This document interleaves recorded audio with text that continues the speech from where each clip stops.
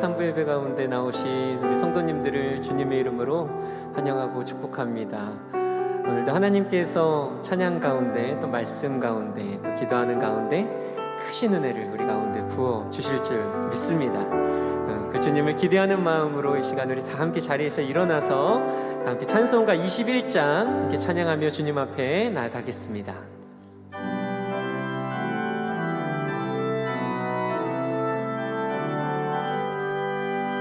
다 찬양하여라 전능왕 창조의 주께 내 혼아 주 찬양 평강과 구원의 주님 손도 들어 주 앞에 이제 나와 즐겁게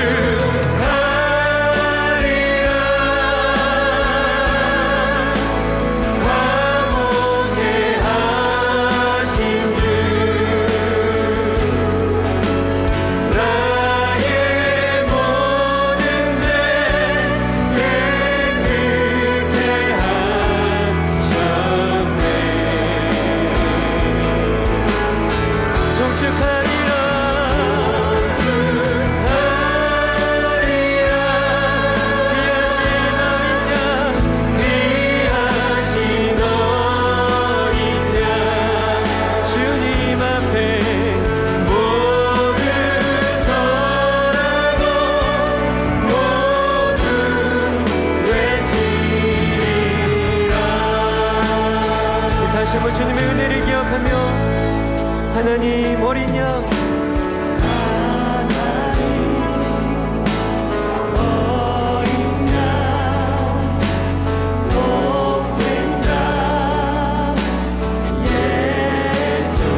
날 위해 죽으신 주님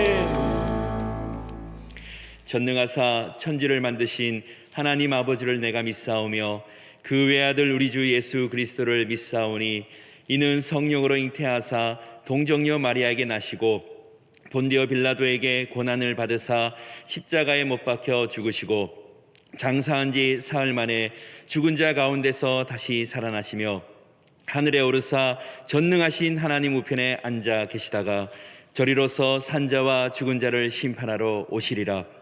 성령을 믿사오며 거룩한 공예와 성도가 서로 교통하는 것과 죄를 사하여 주시는 것과 몸이 다시 사는 것과 영원히 사는 것을 믿사옵나이다. 아멘.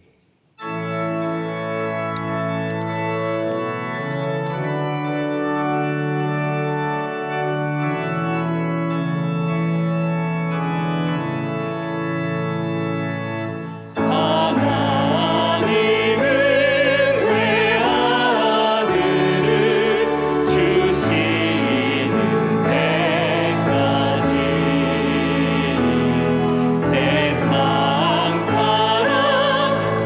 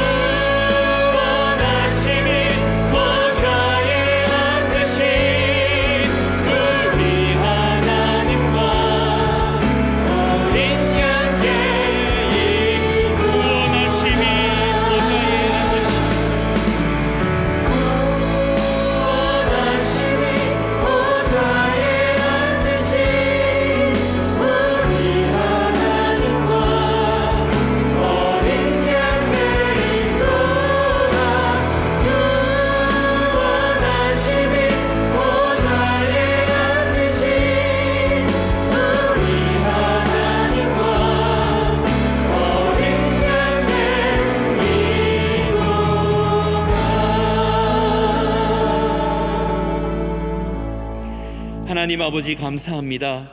이 거룩한 주일 정말 시간을 구별하여 주님 앞에 예배드림으로 나아가게 하시니 감사합니다. 지난 3주 동안 특별하게 사는 힘, 믿음의 날개를 펼칠 수 있도록 새벽 기도회를 통해 말씀으로 회복하게 하시고 기도로 두려움을 뚫고 나가게 하시고 믿음으로 승리하게 하시니 감사합니다. 받은 은혜와 결단이 변하지 않게 하여 주시고 오늘 드려지는 이 예배를 통해 우리의 뜻을 정하게 하시고 우리의 믿음이 단단하게 되는 시간 되게 하여 주시고 결단함으로 주님 앞에 영광 돌리는 시간 되게 하여 주시옵소서. 허물과 죄로 죽었던 우리가 지금 거듭나 하나님의 자녀됨의 권세를 누리고 또 예배드림에 감사합니다.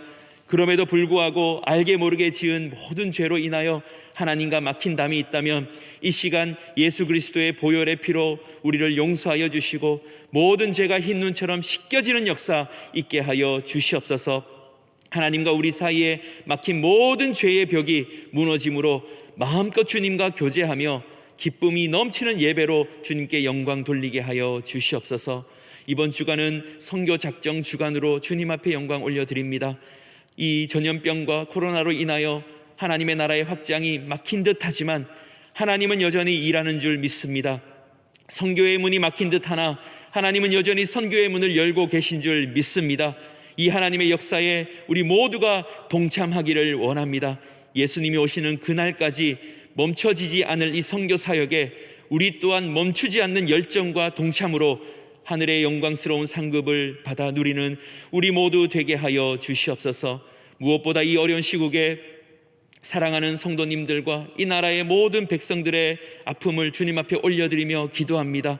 주여, 아픔 가운데 있는 우리 모든 이 백성의 형편과 삶을 돌보아 주시옵소서. 흉년의 때를 통과하며 어려움을 당한 모든 분들의 여호와 이레의 공급자가 되어 주시옵소서. 마음과 육신의 질병으로 고통받는 자들에게 치료자가 되어 주시옵소서.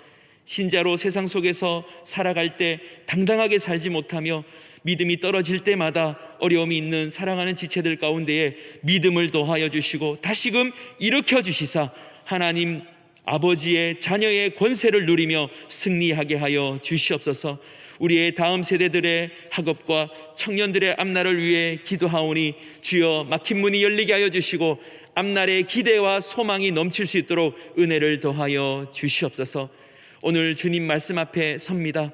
말씀을 전하신 우리 담임 목사님에게 성령의 충만함으로 함께하여 주셔서 말씀이 온전히 대연되게 하여 주시고 말씀이 선포되는 가운데에 하나님의 음성이 우리에게 들려지게 하시고 기쁨이 회복되게 하여 주시고 결단함으로 주님께 영광 돌리는 시간으로 인도하여 주시옵소서.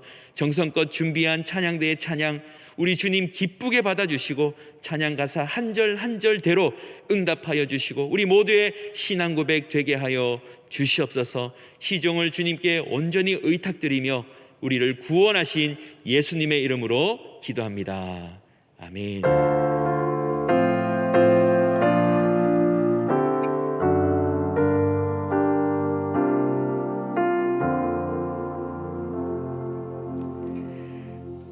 오늘 우리에게 주시는 하나님의 말씀은 마가복음 6장 1절에서 6절까지 말씀입니다.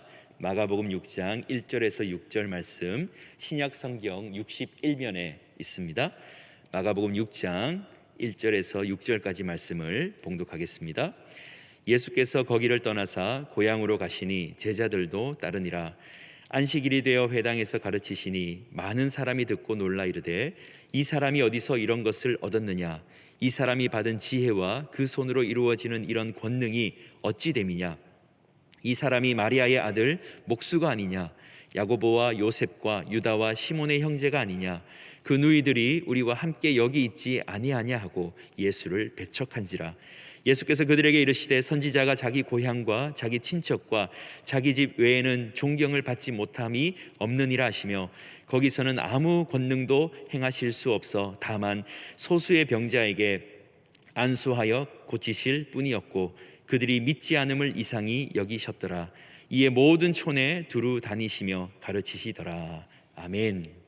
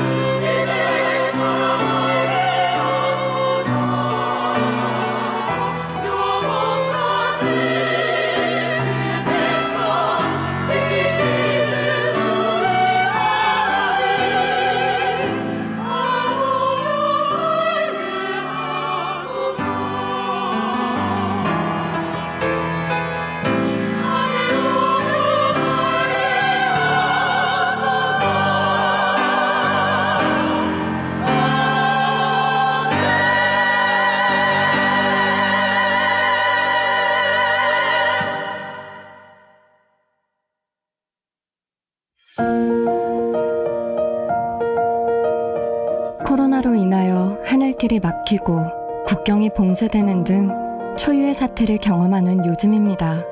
모든 것이 막힌 듯 보이지만 하나님의 놀라운 방법으로 하나님의 나라는 확장될 것입니다. Kepada terima kasih so bisa kang putiri ibu Unyu sama jadi so amatannya kamu Gundama. Kami orang Gundama sangat merindukan bahasa Gundama yang diterjemahkan dengan bahasa Gundama yang itu bahasa kami sendiri.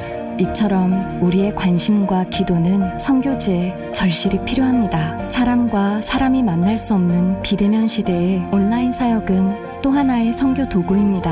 하나님이 수영로교회에 주신 은혜를 온라인 사역의 컨텐츠로 만들어 온 세계에 전파하기 원합니다. 광야에 물을 내시고 사막에 강들을 내시는 하나님이 우리와 함께 하십니다. 함께 기도해 주시지 않으시겠습니까? 네, 우리 오늘 선교 작정 주일로 지킵니다. 우리 온라인으로 또 여러분 참여하실 수가 있는데요. 홈페이지로 들어가서 링크하시면 되겠습니다. 우리 한 해 동안 또 선교를 위해서 여러분들이 마음을 모아주시기를 바랍니다. 뭐 금액과 상관없이 참 동참하는 게 참 중요합니다. 여러분들 꼭 참여해 주시기 바랍니다. 우리 방역 기준에 맞춘 대면 예배 내일 새벽부터 이렇게 열리게 되겠습니다. 조금 제한은 있지만 그래도 대면할 수 있게 되어서 얼마나 감사한지 모르겠습니다. 우리 바이블온 캠페인 우리 특세 이후에 우리 온교회가 은혜 받기 위해서 성경 통독과 필사, 암송 등으로 이렇게 묶어서 이렇게 하고 있습니다. 여러분들 관심을 가져주시고 많이 참여하시고 우리가 이 활동이 좀 줄어든 시대에 우리가 할 수 있는 것은 말씀 중심으로 사는 건데요. 통독과 필사, 암송 이미 뭐 하시는 분들이 굉장히 많이 계시는데 여러분들 교회적으로 또 이렇게 진행이 됩니다. 그다음에 연말 연초 우리 특세 마지막 날 항상 헌금을 드려서 우리 어려운 이웃들을 돕는데 이번에는 극빈 가정의 그 난치병 수화 환자들을 돌보는 것과 우리 또 가정 저소득층 가정들의 난방비 지원을 하게 됩니다. 굉장히 많은 분들이 참여를 해주셔서 감사하고요. 또 여러분들 참여해 주시기 바랍니다. 우리 앞뒤적으로 인사 나누겠습니다. 믿음으로 특별한 삶을 삽시다. 우리 믿음으로 특별한 삶을 삽시다. 우리 가정에 계신 분들도 우리 서로 가족들 인사를 나누시길 바랍니다. 이제 다음 주부터는 또 우리가 대면 예배로 드리게 돼서 감사하고요. 제한은 좀 있습니다만은 그러나 우리 교회는 공간이 넓기 때문에 본당에 또 앉고 또 차량홀로 부속 건물로 계속 내려가면 되기 때문에 이내에 큰 어려움은 없을 것 같습니다. 여러분들 다음 주부터 비대면 예배 또 내일부터는 새벽기도 또 이렇게 다 열려지게 되어서 감사드립니다. 자, 이 고향 방문 이제 곧 이제 코로나 때문에 지금 뭐 하지 말라 이제 이렇게 얘기하고 있습니다만 평소에 우리가 명절에 고향 방문 이제 하죠. 고향 방문할 때는 이제 들뜬 마음도 있고 또 상대적으로는 약간 또 조심스러운 부분이 있죠. 왜냐하면 나를 잘 아는 사람들이 있기 때문에. 오늘 예수님이 첫 번째 고향 방문하는 내용이 본문의 말씀입니다. 예수님의 고향은 나사렛이죠. 태어나신 곳은 베들레헴인데 성장하신 곳은 나사렛이십니다. 이 나사렛은 사실 갈릴리에서도 상당히 떨어져 있는 시골이죠. 시골. 요즘으로 치면 아주 촌입니다. 아주 시골에 있는 작은 동네예요. 알려지지 않은 작은 동네. 예수님은 이 고향을 떠난 이후에 이제 첫 번째 고향 방문을 하시고 또 이제 고향을 방문하신 첫 번째 일이 바로 고향에서 말씀을 안식일 날 가르치시는 내용이 오늘 본문에서 먼저 나오고 있습니다. 사람들은 예수님의 이 나사렛 사람들은 예수님의 그 가르치시는 지혜에 놀라고 또 행하시는 능력에 놀랐다. 그렇게 표현을 하고 있습니다. 오늘 2절에 보니까 안식일에 회당에서 가르치시니 많은 사람이 듣고 놀랐다 그랬어요. 이 사람이 어디서 이런 것을 얻었느냐? 이 사람이 받은 지혜와 그 손으로 이루어지는 이런 권능이 어찌 됨이냐? 여기서 놀랐다는 이 표현은 부정적인 의미가 있습니다. 놀랄 때 우리가 긍정적인 놀람도 있고 부정적인 놀람도 있죠. 여기서는 부정적인 놀람이에요. 와, 우리가 감탄한 게 아니고 뭐 이런 분위기예요. 자, 2절에 보면 그 말씀이 놀라라고 하는 이 부분인데, 이 권능 자체를 보면 굉장히 능력이 있고 가르치시는 것으로 보면 권세가 있어 보이는 거죠. 이것은 그동안의 기존의 랍비들에게서는 볼 수 없는 모습이었습니다. 근데 사람들은 이 예수님의 능력에 출처를 의심하고 있는 거죠. 이게 어디로부터 나온 건가? 혹시 귀신으로부터 나온 것은 아닌가? 항상 예수님의 그 권능에 대해서 귀신의 왕, 뭐 이제 힘을 빌렸다, 이런 얘기를 하죠. 예수의 능력과 지혜를 인정하지 않으려고 하는 분위기가 이 나사렛 동네에 꽉 차 있는 것입니다. 자, 그러면서 이 얘기가 좀 이상하게 흘러가는데요. 오늘 3절에 보면 이 사람이 마리아의 아들 목수가 아니냐, 야고보와 요셉과 유다와 시몬의 형제가 아니냐, 그 너희들이 우리와 함께 여기 있지 아니하냐 하고 예수를 배척한지라. 이 사람이 마리아의 아들 목수가 아니냐, 무슨 의미로 이 질문을 던졌을까요? 상당히 많은 내용을 품고 있습니다. 이 질문에. 마리아의 아들 목수가 아니냐, 이 말은 난 당신의 엄마를 알고 있어, 그렇죠? 이 말의 뉘앙스는 뭐가 있습니까? 난 당신의 부모 레벨이야, 그렇죠? 한국으로 치면 이걸 뭐냐면 너 나이 몇이야, 이런 거하고 비슷해요. 또 여기 보면 마리아의 아들이라는 거, 마리아, 요셉의 아들이 아니고, 요셉은 이미 죽었단 말이죠.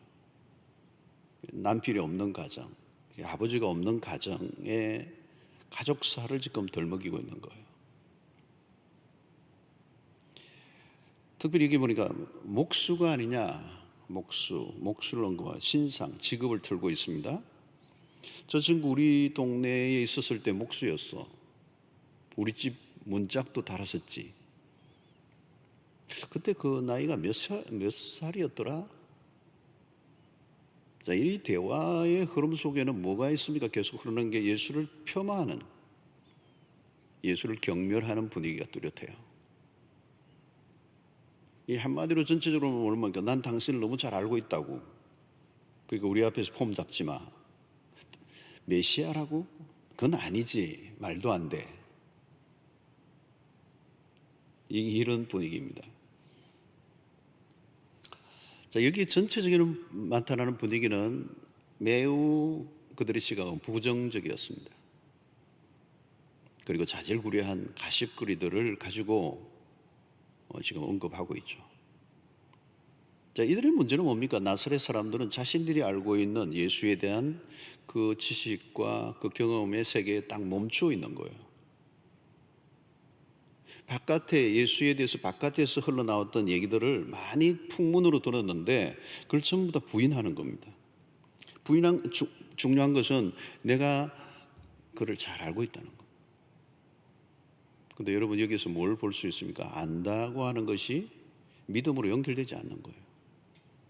지식과 정보를 많이 가지고 있다고 믿음이 생기는가? 오히려 반대가 되는 경우가 많습니다.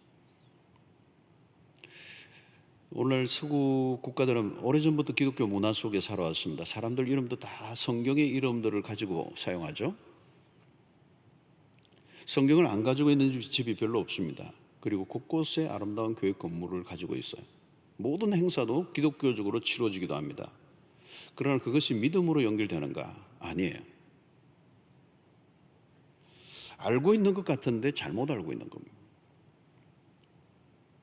지금은 서구 유럽의 많은 나라들은 이미 비기독교 국가로 바뀌고 말았습니다. 기독교에 관련된 세계에 완전히 휩싸여 있는데도 그들은 예수를 믿지 않아요. 확신을 심어줄 증거물이 아무리 많아도 믿지 않으려고 하는 사람들에게는 의미가 없는 것입니다. 믿으려고 하는 사람들에게는 뭐 증거물 하나 없어도 믿죠.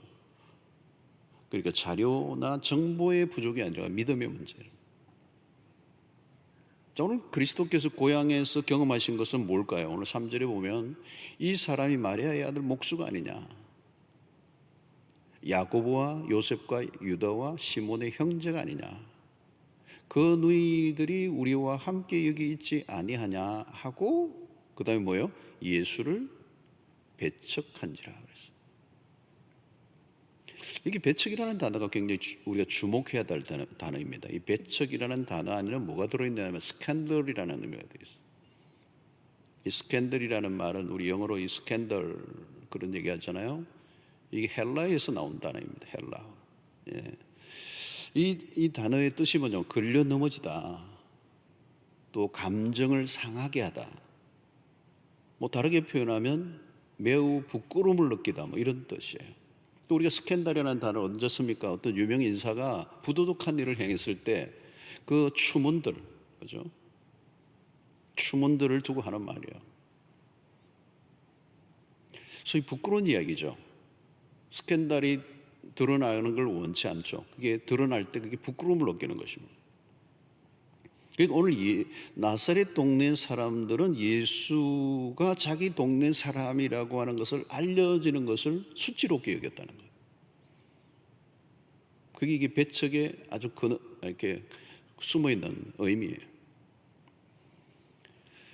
자, 배척이라는 말은 더 이상 쓸 데가 없을 때 버리는 것을 말하는 거잖아요. 그래서 건축가들이 집을 지을 때, 그 예수님의 시대도 마찬가지입니다. 집을 지을 때 이제 돌들로 집을 지을 때 돌들을 고릅니다. 건축자가. 그래서 고르다가 좋은 돌들은 이제 요긴한 돌들은 다 고르고 좀 쓸데없는 돌들은 이제 버리죠. 그걸 가르쳐서 예수님은 뭐예요? 건축자들이 버린 돌이라는 거예요. 그렇게 취급을 받은 거죠. 이게 배척이라는 의미입니다. 쓸모가 없는 존재라는 거예요. 전혀 쓸모가 없는 존재. 버림을 받은 거죠. 이사야가 일찍이 예언한 바가 있는데 이사야 53장 3절에 보면 그런 멸시를 받아 사람들에게 버림받았으며, 예수 그리스도가 오시기 전에 700여 년 전에 이미 이사야의 예언이 그대로 지금 이루어지고 있는 거예요. 어디였어요? 자기 고향 동네에서. 강고를 많이 겪었고 질구를 하는 자라 마치 사람들이 그에게서 얼굴을 가리는 것 같이 멸시를 당하였고 우리도 그를 귀히 여기지 아니하였도다. 자, 나사렛에서 경험했습니다. 이것을. 자, 요한복음 1장 11절에 보니까 자기 땅에 오매 자기 백성이 영접하지 아니하였으나. 예수님의 생애는 거절과 배척으로 가득 차 있습니다. 십자가의 길 자체가 뭐예요? 배척이었습니다. 십자가 사건 자체가 뭡니까? 온 인류로 인하여 배척을 당하고 거절을 당하고 무시를 당하고 귀히 여김을 받지 않은 사건입니다. 오늘날도 마찬가지죠. 여러분, 복음을 들고 들어가면 이렇게 배척이 일어나요. 저항이 일어납니다. 순순히 받아들이지 않아요. 그리고 초창기 한국교회 역사, 기독교 역사를 보면 선교사님들이 들어왔을 때 어때요? 저항을 하죠. 아주 과격하게 저항을 하면 죽이기도 했죠. 한국의 첫째의 선교사 토마스 선교사도 발을 딛지를 못했죠. 그냥. 딛는 순간 죽은 것입니다. 이 복음을 들고 들어가면 어디든지 저항이 일어납니다. 그렇죠? 오늘 우리는 후기 기독교 시대라고 얘기합니다. 복음에 대한 강한 거부감이 있어요. 요즘 유럽이 더 힘들죠. 유럽 같은데 이미 기독교를 경험했던 그 나라들, 그 안에서 만들어진 이 저항. 그래서 복음을 전하는 것은 항상 긴장도가 높아요. 중요한 것은 우리의 태도죠. 태도. 그런데 나사렛 사람들은 예수라는 존재에 대해서 매우 그들은 부끄럽게 여겼다는 거예요.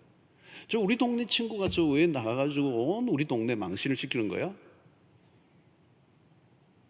이 부정적이고 이 불신앙적인 모습으로 바라보니까 예수의 어떤 행적 자체가 그들에게는 매우 못마땅했고, 우리 동네 사람에게 난 부끄러워, 이렇게 여겼던 거죠. 사랑하는 성도 여러분, 오늘 여기에서 우리는 뭘 느낍니까? 우리는 정말 예수 그리스도를 이렇게 자랑스럽게 여기고 있습니까? 혹시 내가 예수를 믿고 있다는 것을 감추고 싶을 때가 있습니까? 예수를 적극적으로 소개하기보다 오히려 비밀로 하고 싶은, 오랫동안 다닌 직장에서 아무도 내가 예수를 믿는다는 사실을 모르고 있다면 과연 내가 예수를 믿는 사람이라고 말할 수 있을까? 언제 어디서라도 당당한가?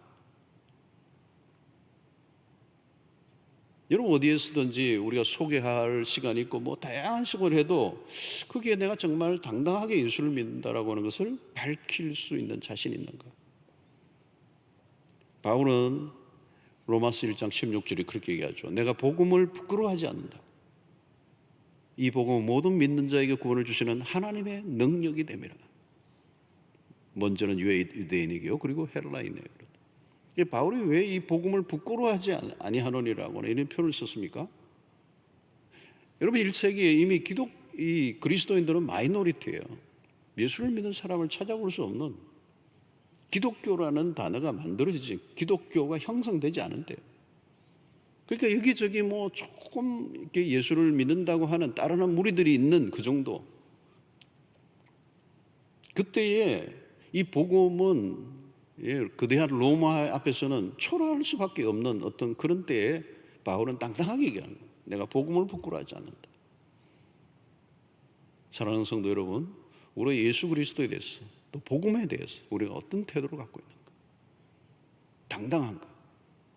오늘 이 나사렛 동네 사람들은 부끄러워했어요. 왜요? 그들은 예수 그리스도를 잘못 알고 있었던 거죠. 그러니 그들의 문제, 왜 예수 그리스도를 그들이 배척했습니까? 그들은 이미 예수에 대해서 어떤 결론을 내리고 있었던 거죠. 예수에 대해서 더 이상 알고 싶어 하지도 않고 예수 그리스도의 어린 시절로 인하여 자기들이 갖춰져 있는 어떤 편견에 사로잡혀 있었다. 그동안 자신들이 알고 있었던 것이 전부였습니다. 그동안 예수의 행적에 대해 소식을 들을 때마다 부정한 거죠. 그래서 그건 아니지. 오히려 다른 동네 사람들보다 오히려 더 믿었어야 되는데 그들은 오히려 거부를 했어요. 그러니까 이 안에는 그 예수에 대한 어떤 잘못된 생각들이. 그래서 나사렛 자손이 조그마한 동네가 일종의 운물과 같은 운물 안에 개구리들이 되어졌어요. 그들은 예수에 대한 편견에 사로잡혀 있었습니다. 편견의 눈으로 본 예수는 존경할 만하지도 않았고 불쾌한 존재였더라고요. 성도 여러분, 이 편견이 참 무섭습니다. 편견이 한번 잡히고 나면요, 그 편견을 깨기가 어려워요. 그래서 책 한 권만 읽은 사람 참 무섭다 그러잖아요. 이 책이 그렇게 성공한다는 거예요. 얼마나 무서운 거예요. 오늘날 여러분 우리 사회 안에도 다양한 형태의 편견이 창궐하고 있어요. 편견. 한번 편견이 생기고 나면 그 안에 빠져나오지를 못해요. 왜? 거기에 집착을 해버리는 거거든요. 누가 무슨 얘기를 해도 꼼짝도 안 해요. 편견이란 자기가 알고 있는 것을 절대화하는 것입니다. 여러분, 이게 우리가 어떤 것이든 객관화의 작업이 필요해요. 객관화. 네. 여러분, 우리가 성경이 우리가 믿을 만한 거, 이 객관화되어 있는 거거든요. 객관화된 진리란 말이죠. 어떤 개인의 어떤 한 사람의 어떤 얘기가 아니라 개인의 감정으로 끝나는 게 아니에요. 편견은 결론을 내리고 있기 때문에 다른 의견에 눈과 귀를 다 막아버렸습니다. 이 나사렛 사람들은 자기가 가지고 있는 그 어린 시절의 예수, 거기에 그 편견으로 더 이상 아무것도 듣지 않으려고 하는, 그 편견은 귀와 눈을 다 막아버리는 것이죠. 여러분, 눈에는 뭐만 보인다 이런 말 하죠. 그 뭡니까 여러분? 자기가 보고 싶은 것만 보고 듣고 싶은 것만 듣는 거잖아요. 자기 편견에 사로잡힌 사람들은 자기와 다른 어떤 교뇌를 받아들이고 하지 않아요. 새로운 지식이나 교뇌를 결사적으로 거부하는 것입니다. 그래서 사실 이 편견을 극복하는 일은 아주 어렵습니다. 여러분, 우리가 성경을 읽을 때도 이미 내 안에 편견이 잡혀 있으면 아무리 읽어도 소용이 없어요. 사람들은 자기의 생각을 지지해 주는 말씀을 찾죠. 그리고 거기에만 줄을 긋고요. 그 성경을 읽을 때 줄을 끊는 건 참 좋은 일입니다. 그런데 위험하기도 하다는 걸 알아야 돼요. 줄을 끊은 것만 다 묶으면 내가 복음이 된다고 그러잖아요. 편견의 안경을 벗고 성경을 읽어야 돼요. 성경을 있는 그대로 보는 눈을 기르는 거예요. 그런데 여러분, 이게 쉽지 않습니다. 요즘도 백신에 대한 음모론을 주장하는 사람들이 있어. 자신들이 가진 정보에 절대적 확신을 갖고 있어. 뭐 백신에 마이크로칩을 넣어서 세계를 뭐 통제하는 수단으로 삼는다. 그것을 요한계시록과 연결시켜 가지고 뭐 희한한 논리를 만들어내요. 그걸 막 절대적으로 또 믿어요.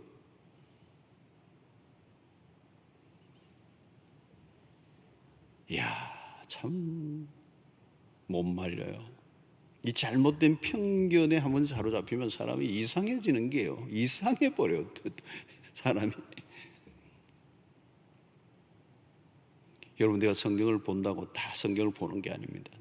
자기의 관점, 이미 만들어져 있는 그런 선입견, 사고방식이 그 성경을 보는 거거든요.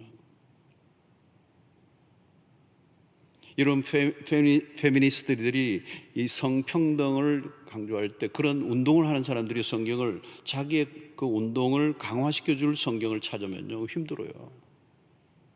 성경을 통해서 하나님이 여성을 어떻게 말씀하시는가에 관심을 가져야 되는데, 자신들이 가지고 있는 그 관점을 강화시켜 주셔서 성경을 들여다보면요 오히려 성경을 판단하는 자가 되는 거죠.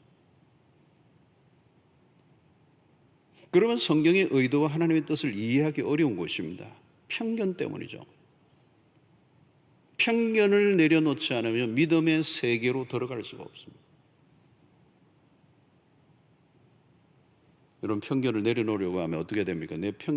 나도 편견을 가질 수 있다는 사실을 인정해야 되는 거거든요. 내가 알고 있는 것, 내 눈으로 본 것, 내가 경험한 것이 전부라고 굳게 믿으면 안 되죠. 기본적으로 겸손해야 됩니다. 그래서 편견이라는 단어와 늘 함께 따라다니는 단어가 있는데 오만이라는 단어입니다. 오만. 편견과 오만, 그죠? 독선이라는 거죠. 나사렛 사람들의 그 편견은 결국 예수 그리스도의 신성, 성육신을 보지 못했습니다. 그들은 과거의 경험에 갇혀 있었습니다. 자신들이 알고 있는 정보가 전부라고 여겼던 거죠. 그래서 이 편견은 인간의 죄성을 드러냅니다. 모든 것을 바라보고 해석하는 것이 자기중심적이에요. 자기에게 유리한 쪽으로 몰고 가는 것. 그것이 나중에는 편견이 형성되고, 그 편견이라는 자기만의 독특한 안경을 끼고 모든 사물과 또 성경까지도 그렇게 해석하는 거예요. 그래서 복된 눈은 있는 그대로 볼 수 있는 눈입니다. 예. 자, 사도 바울은 처음 다메섹 독산에 주님을 만나고 난 다음에 그의 눈에 비늘이 벗겨지는 사건이 있습니다. 이게 상징적인 일이죠. 눈에 비늘이 벗겨지는 거. 나중에는 아라비아로 가서 한 3년을 보내죠. 이것도 일종의 그 한 번에 비늘이 벗겨지는 게 아니라 오랫동안 자신의 삶에 닦여져 있는 유대주의적 관점, 복음을 해석하고 녹여내기에 한계가 있는 그 모든 것을 다 이렇게 씻어내는 작업을 해요. 그러니까 하나님의 새로운 은혜를 받으려고 하면 이전의 것을 잊어버리고 정말 어린아이 마음으로 순수하게 그 앞에 서는 거예요. 하나님의 말씀도 그렇습니다. 우리 설교자들도 이 자주 빠지기 쉬운 오류 중에 하나가 뭐냐면, 내가 전에 깨닫고 해석하고 내가 잘 알고 있는 본문을 그냥 그것을 그냥 하나로 완전히 결론을 내버리고 있으면 안 돼요. 어떤 것이든 하나님께서 새롭게 주시는 은혜가 있음을 알고, 내가 알지 못하는 영역이 있을 수 있다는 사실을 늘 전제하고 성경을 보는 겁니다. 그래서 내가 익숙한 본문에서 오히려 하나님의 참된 진리를 놓칠 때가 많아요. 내가 알고 있는 게 전부라고 얘기하면 안 된다는 거예요. 편견을 내려놓아야 자신의 한계를 인정하는 거예요. 여러분, 인간이 가지고 있는 지성까지 다 포함하는 것입니다. 우리의 경험과 우리의 지성. 근데 사람이 여러분 잘 내려놓지 못하는 것은 자기가 아는 지식은 내려놓을 수도 있지만 어떤 때는 자기가 했던 경험은 내려놓기가 어려워요. 근데 여러분, 우리가 은혜를 받으면 우리에게 찾아오는 현상 중에 하나가 시야가 넓어집니다. 세상을 넓게 본다는 거죠. 이해력이 넓어지고 통찰력이 넓어지고, 전에는 동굴 안에 갇혀 있었다면 이 바깥 세계로 나오는 것 같아요. 새로운 광경. 동굴 안에 있을 때는 희미한 빛만 보였어요. 근데 그게 전부라고 여겼던 거죠. 근데 동굴 바깥으로 나오니까 새로운 세계가 있는 거예요. 우물도 마찬가지예요, 여러분. 우물 안에만 갇혀 있으면은 그 하늘, 우물에서 보는 하늘은 그거밖에 없는 거예요. 그래서 어떤 개구리가 우물 바깥에 나갔다가 바깥의 세계를 얘기하니까 우물 안에 돌아가지고 그 개구리를 죽였다는 거 아니에요. 너 쓸데없는 소리 하지 마라. 미친 소리 하지 마라. 여러분 말씀의 은혜를 받으면요 통찰력이 생기고요. 지엽적이고 부분적인 것만 매여 있던 것이 아니라 전체를 보는. 여러분 왜 삶이 자꾸 힘들어지고 왜 삶의 변화가 일어나지 않고 왜 사람들과 관계가 자꾸 다투고 갈등이 많아요. 그건 담아내지 못하는 거거든요. 눈이 열리지 않아서 편견의 벽에 가로막혀 있는 것. 내가 알고 있는 게 전부라고 여기니까 그 고집을 누가 꺾습니까? 언제나 열린 태도를 갖고 있어야 돼요. 하나님의 성령이 마음껏 역사하시도록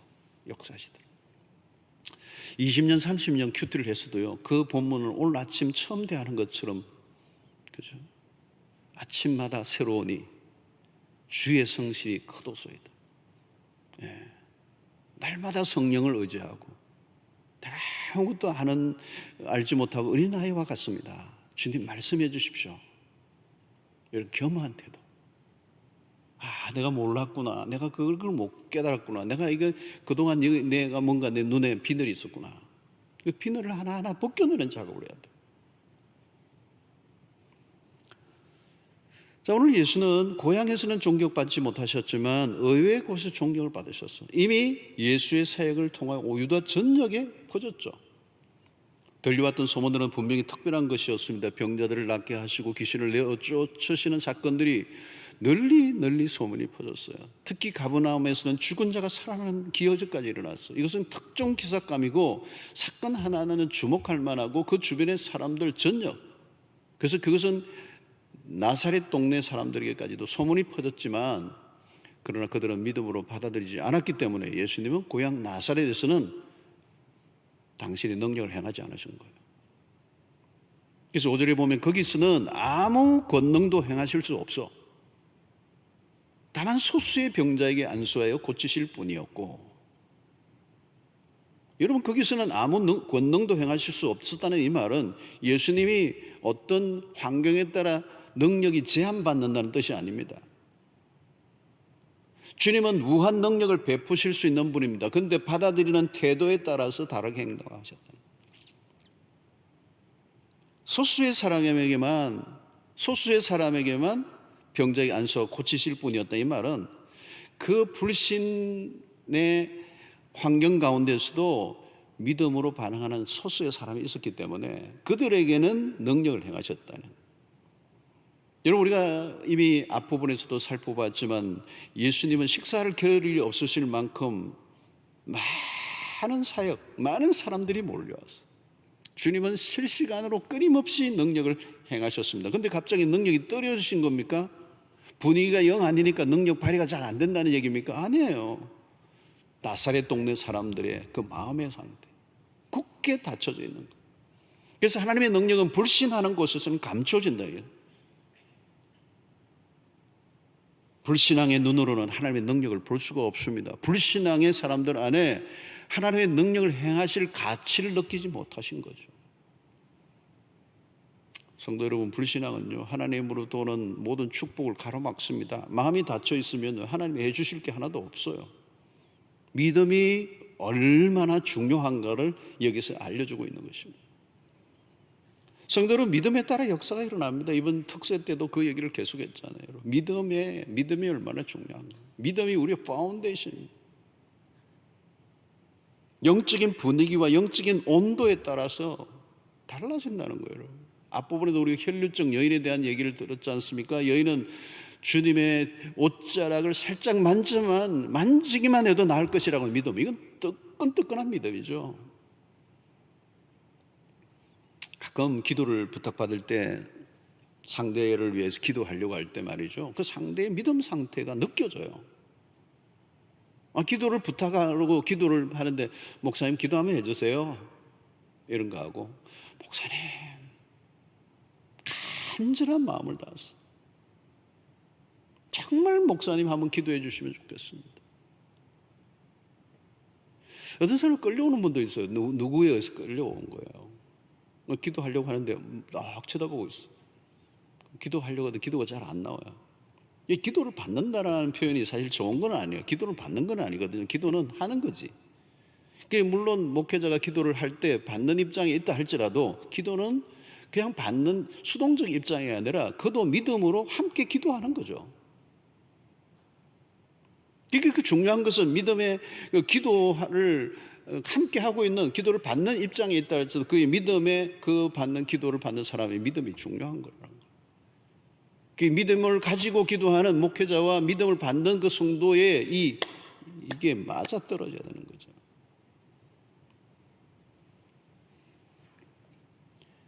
여러분, 능력자가 기도한다고 응답되기보다 기도에 대한 믿음을 가진 태도가 더 중요해요.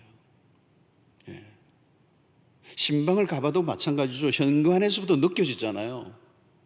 예배를 드릴 때, 기도할 때 그 아멘 하는 반응을 보면 이미 역사를 하고 있다는 거예요. 설교를 할 때도 마찬가지입니다. 그런 경험을 할 때가 참 많습니다. 설교를 하는데 말씀의 능력이 나타나는 거예요. 준비한 것 이상의 역사가 일어나요. 말씀이 특별한 게 아니에요.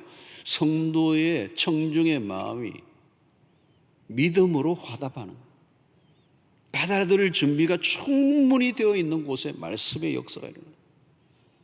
요즘같이 온라인으로 이 빈 공간에 이 특세 때도 막 계속 새벽에 이 썰렁한 분위기에서 설교하는데요, 이게 보통 힘든 게 아니에요. 보통 힘든 게 아니에요. 이 영적인 어떤 이 열기와 믿음의 화답과 이런 것들이 있어야 되는데, 여기서 하는데 제 마음이 막 뜨거워져 있지 않으면요, 이게 안 보이니까, 잘 안 보이니까. 여러분, 설교자 자신이 준비한 것 이상의 은혜가 흘러나온다는 걸 설교하면서 느낄 때가 있어요. 예. 어떤 데는 주일을 할 때요, 예배마다 달라요. 2부, 3부, 4부, 5부 하는데요, 다 달라요.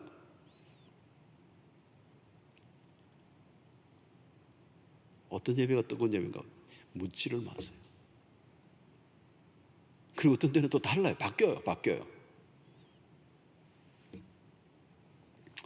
여러분, 믿음으로 반응하지 않을 때 어때요? 설교가 막 헷갈리는 거예요. 막 했던 말 막 잊어버려지고 막 더듬거려지고, 그리고 빨리 하고 마치고 싶은 거예요.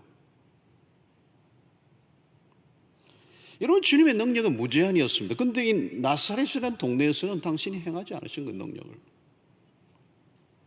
그리스도의 지상에서 행하신 능력은요, 사실 주님의 능력, 하나님의 능력의 일부에 불과합니다. 하나님의 능력은 상상할 수 없어요. 문제는 불신앙입니다. 불신앙이 있는 곳에서는 어떤 능력도 행하지 않으셔요. 주님은 믿지 않는 나사렛 사람들을 설득하고 마음을 바꾸려고 하지 않았습니다. 마음이 닫혀있는 상태에서 할 일이 없음을 보여주는 거죠. 귀 있는 자는 들을지어다. 왜 이런 말씀을 하십니까? 들으려고 하지 않는 사람에게 말씀은 의미가 없다는 거예요. 준비되어 있지 않는 영혼, 믿음으로 반응하지 않는 일에는 아무리 위대한 역사를 일으키시는 분이라도 그 어떤 것을 행하실 의미를 느끼지 못하고, 그래서 가치가 없는 일이라고 얘기한 거죠. 여러분, 진리가 역사하는 순간은 언제입니까? 마음이 활짝 열려 있을 때입니다. 마음이 열린다는 것은 무엇을 말합니까? 내가 가지고 있던 편견의 벽을 스스로 깨고 나와야 진리가 그 안에 밀고 들어갈 수 있다는 것입니다. 그러니까 여러분, 사실 은혜를 받는다는 말은 그건 놀라운 일입니다.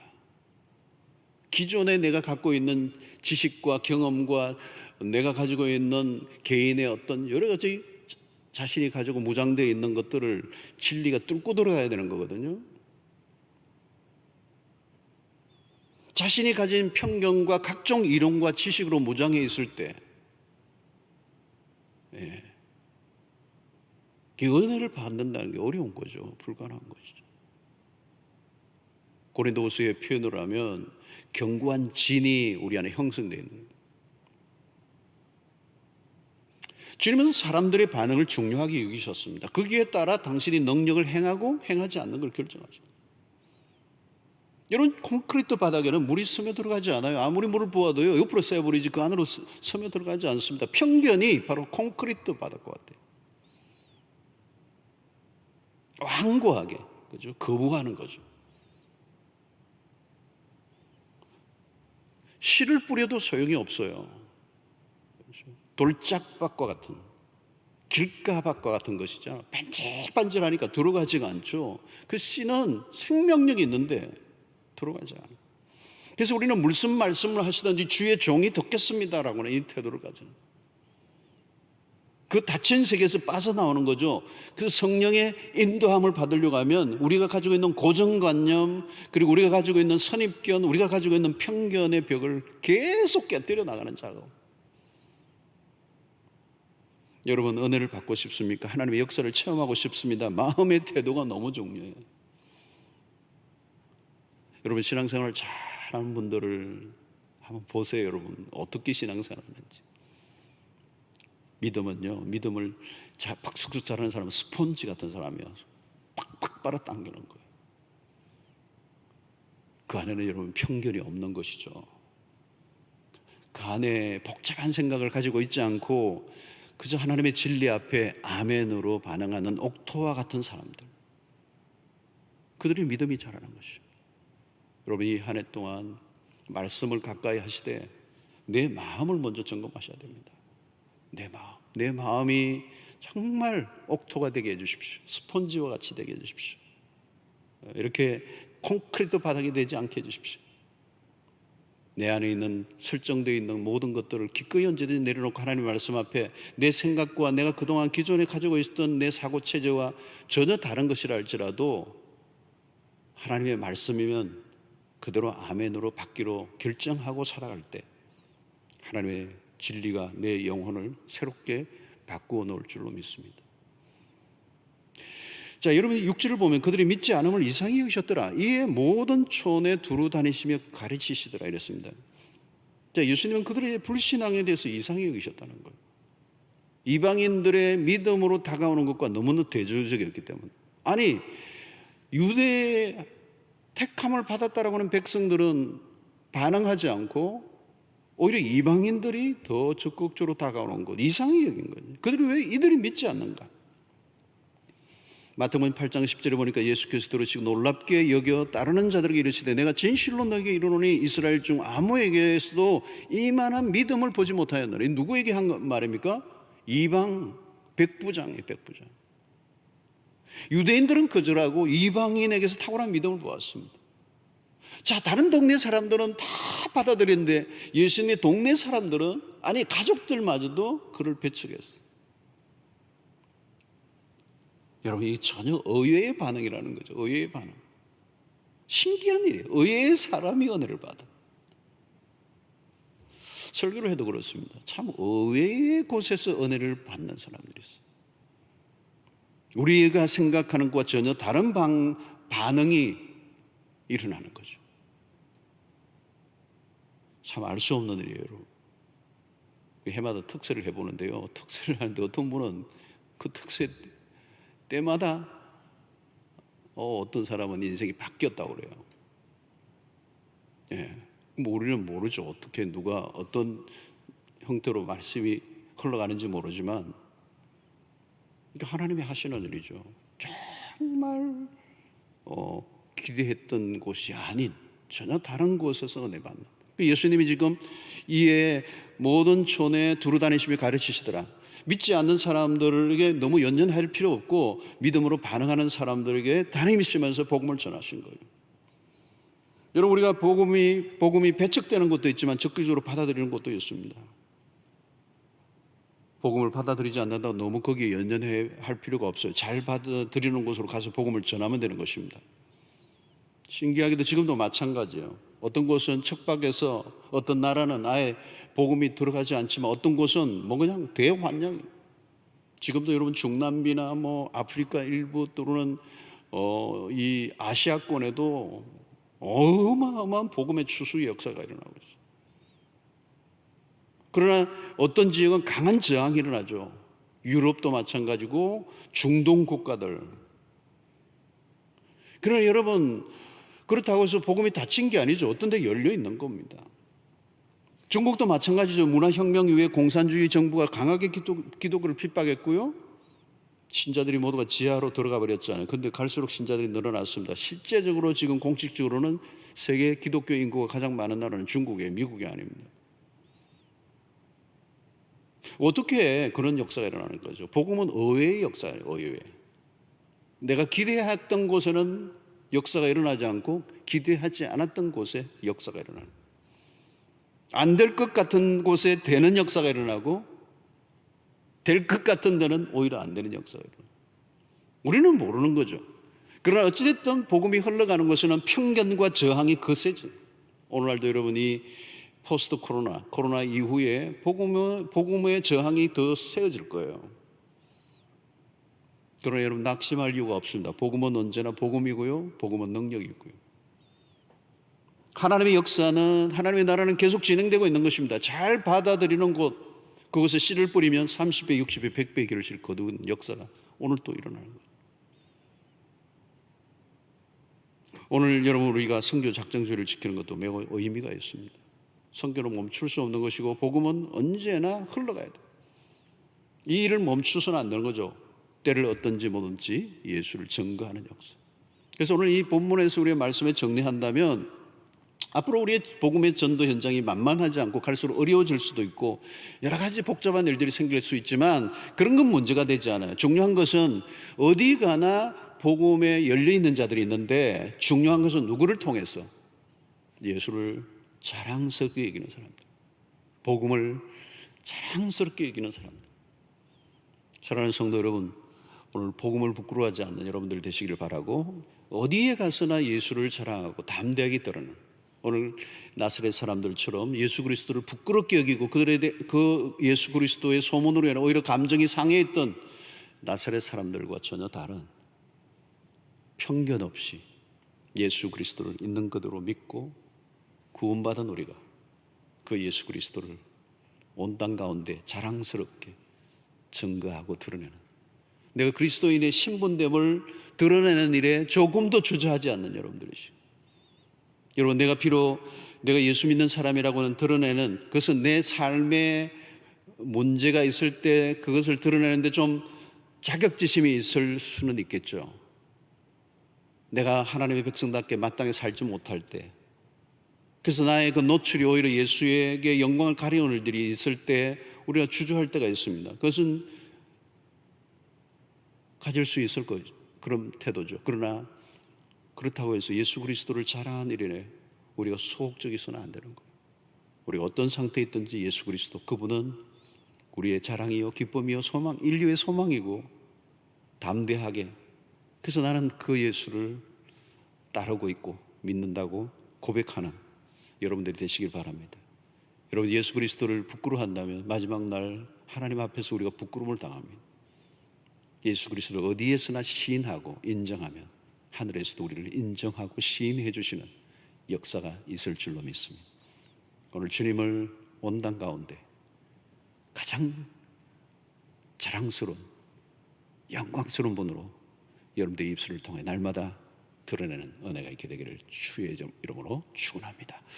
하나님 아버지 감사합니다. 오늘 우리에게 있는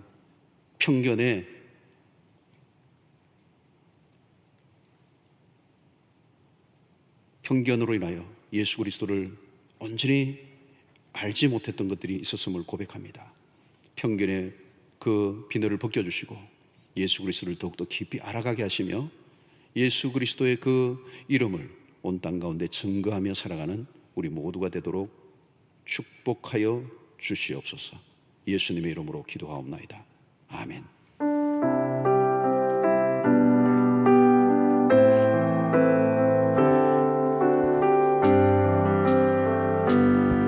세상에 유혹 시험이 내게 몰려올 때에 나의 힘으론 그것들 모두 이길 수 없네. 거대한 폭풍 가운데 위축된 나의 영혼 어찌할 바를 몰라 헤매이고 있을 때 주를 손을 들고 찬양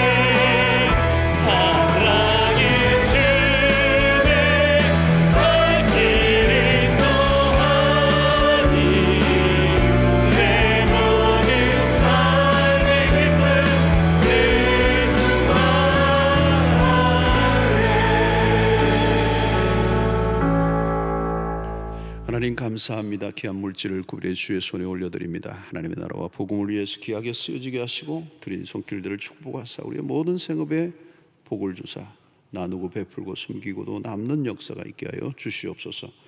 어려움들을 살지만 하나님께서 우리의 삶의 모든 도움이시오 우리의 필요의 공급자이심을 믿고 주님을 바라보고 주님의 그 주시는 은혜 아래서 어떤 형편에 처하든지 자족하며 감사하는 믿음의 백성들이 되게 해주시기를 원합니다. 힘들 때 하나님 염려와 근심 대신에 주 앞에 엎드려 기도하는 시간을 더 누리게 하시고 또 우리의 삶에 원망과 불평이 일어날 때 하늘을 더 바라보고 의지하는 믿음의 백성들이 되게 해주셔서 우리의 삶의 모든 주권 모든 것을 다스리시는 분은 하나님이심을 믿고 주만 의지하는 하나님의 백성들이 되게 해주시기를 원합니다. 하나님 아버지 병중에 있는 성도들 특별히 만져주시고 모든 육체의 질병 마음의 그 질병을 깨끗하게 고쳐주시고 주의 영광을 위해서 우리의 삶을 아름답고 복되게 살아드릴 수 있도록 인도하여 주시옵소서. 우리의 가정과 직장과 사업, 진로, 결혼, 취업 하나님 모든 것 하나하나 쉬운 문제가 하나도 없지만 우리 주님께서 친히 다스리시고 합력하여서는 이루심으로 가장 좋은 때에 가장 좋은 것으로 허락하시는 것을 우리 모두가 경험할 수 있도록 인도하여 주시옵소서. 우리 인생의 모든 막힌 것들을 뚫어주시기를 원합니다. 하나님 힘들 때 믿음으로 정면 돌파하게 하시고 두려워 떨지 않게 하시고 담대하게 하나님 믿음으로 거침없이 한 걸음 한 걸음 나아갈 때 주님이 우리의 삶의 모든 것을 인도하시는 그 역사가 있게 하여 주시옵소서. 하나님 아버지 우리의 성도들 곳곳에 흩어져 있습니다. 다양한 형편과 처지 속에 있습니다. 코로나로 인하여 더 힘들어 있는 지체들이 있습니다. 주님 위로하여 주시고 소망을 더하여 주시고 그 있는 삶의 형편에서 주를 더욱더 앙망하는 하나님의 백성들이 되게 해 주시고 새 힘을 더하여 주시옵소서. 하나님께서 우리의 모든 것 이미 아시고 우리의 필요를 따라 돕는 은혜로 함께해 주실 것을 믿습니다. 하나님 아버지 이제 흩어져 있는 우리의 성도를 군대로 유학으로 출장으로 어디에 있든지 주님께서 임마누엘로 함께해 주시고 이제 한 주간 동안 우리의 삶의 전 영역을 주의 손에 의탁합니다. 주님의 권능에 오른손으로 우리의 삶의 전 영역을 붙들어 주셔서 승리하게 해주실 것을 믿사오며 예수님의 이름으로 기도하옵나이다. 아멘. 이제는 우리 주 예수 그리스도의 놀라우신 은혜와 하나님의 크신 사랑과 성령의 교통하심이 우리의 편견의 눈을 벗어버리고 오직 예수 그리스도가 누구이신지를 분명히 알아 그 주님의 능력과 그 지혜와 그 풍성한 그 영광을 온 땅 가운데 드러내며 증거하며 자랑하기로 결단하고 돌아가는 주의 백성들 모든 주의 백성들 머리 위에 지금부터 영원토록 함께 있을지어다. 아멘.